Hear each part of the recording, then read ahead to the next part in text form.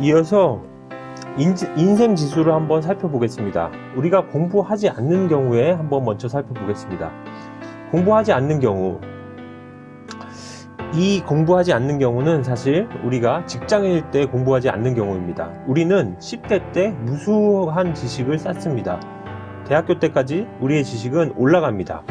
회사에서도 입사 초기에는 교육을 받으면서 지식이 올라가죠. 하지만 이 이후로는 우리는 공부를 하지 않게 됩니다. 자연히 이 지식은 이렇게 떨어지는 거고요.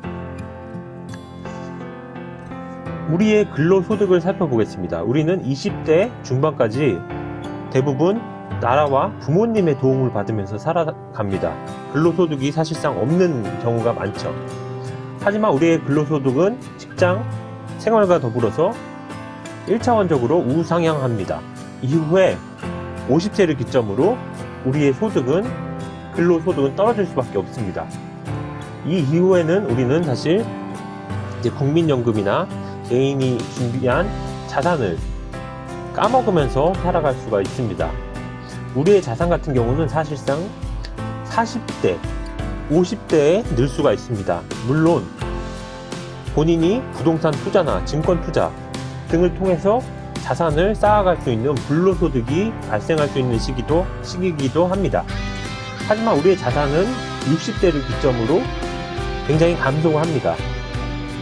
자식에게 도움을 주기 위해 우리의 자산을 처분하기도 하고, 우리의 근로소득이 줄어드는 시점에서 우리의 자산은 꾸준히 감소할 것입니다. 어떤 분들은 자산이 굉장히 없기 때문에 어려움을 겪기도 합니다. 그렇다면 우리의 행복 지수를 한번 살펴보겠습니다.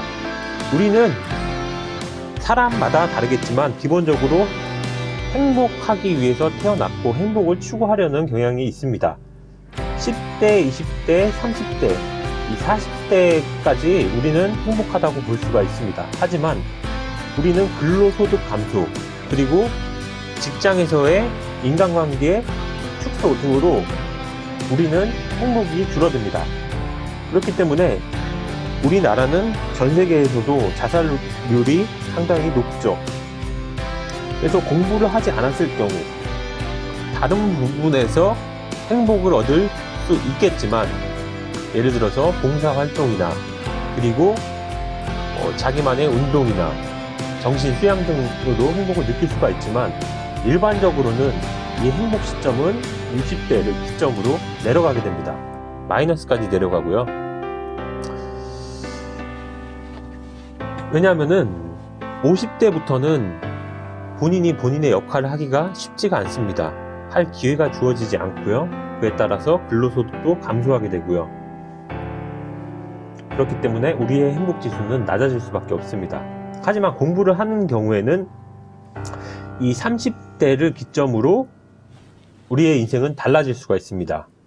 우리의 지식은 30대를 기점으로 줄어드는 것이 아니라 계속 유지되거나 늘어날 수가 있습니다. 따라서 우리의 지식은 거의 죽을 때까지 상당 부분 유지가 될 수 있습니다. 하지만 이것은 일시적인 현상이 아니라 지속적으로 공부를 했을 때 유지가 될 수 있고요.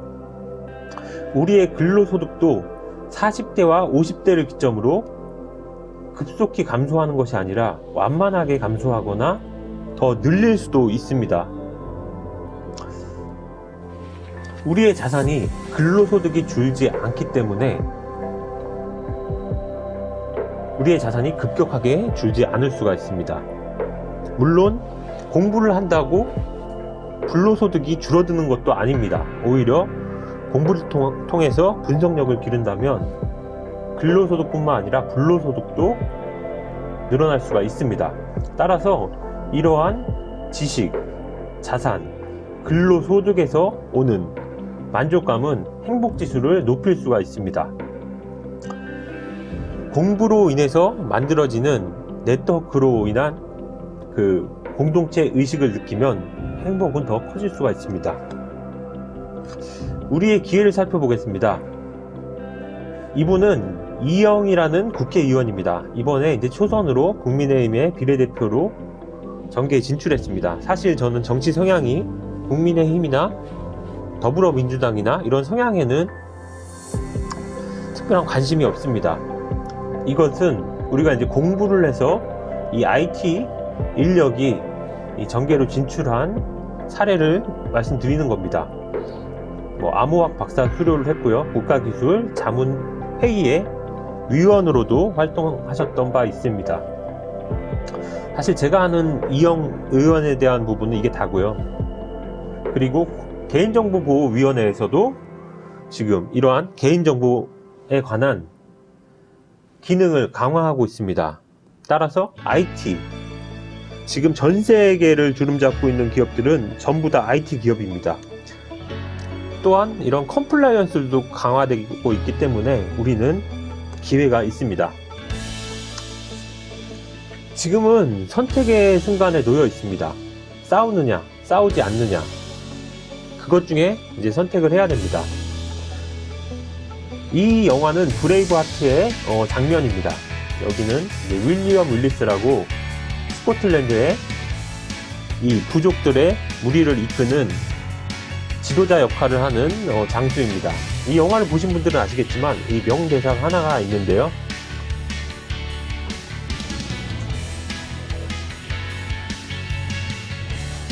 윌리엄 윌리스는 잉글랜드의 무시무시한 군대와 싸움을 하게 됩니다. 이 밑에 있는 동료들은 잉글랜드 군대의 위력에 두려움을 갖고 있습니다. 이때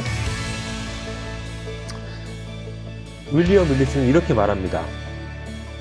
물론 싸운다면 죽을 수도 있다. 그러나 도망간다면 목숨만은 부지할 것이다. 잠시 동안은. 그리고 지금으로부터 먼 훗날 자신의 침상에서 죽어가며 단 한 번의 기회가 있었던 이날을 위해 그 수많은 날들을 저버렸던가 라며 애통해할 것이다. 그 단 한 번의 기회가 바로 여기에 있다. 적들에게 보아라.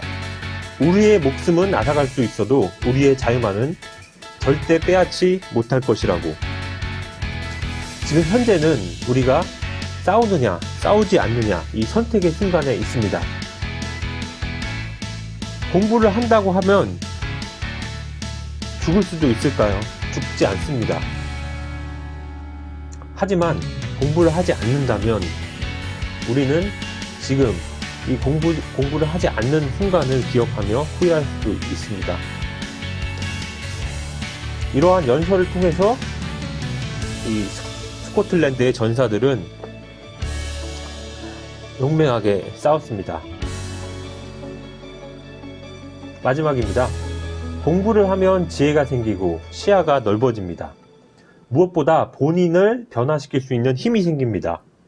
그 변화를 통해 혼자가 되지 않을 수 있습니다. 함께하는 가운데 우리는 행복할 수 있습니다. 도전해보세요. 동료들이 기다리고 있습니다. 동료들에게 다가가고 함께 지성을 발휘할 때 우리는 성공할 수 있습니다. 감사합니다.